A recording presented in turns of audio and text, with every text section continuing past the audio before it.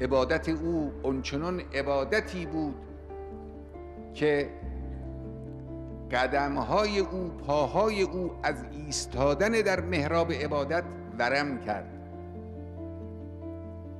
بخش عمده ای از شبها رو به بیداری و عبادت و تضرع و گریه و استغفار و دعا می‌گذرانید.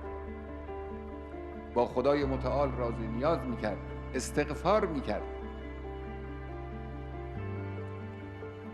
غیر از ماه رمضان، ماه شعبان را، ماه رجب را، در بقیه اوقات سال اونطور که شنیدم روز در میان را روزه می گرفت در آن هوای گرم.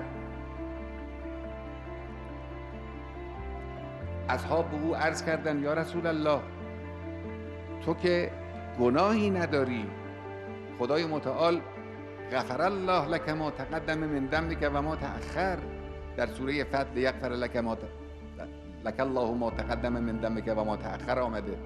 این همه دعا و عبادت و استغفار چرا؟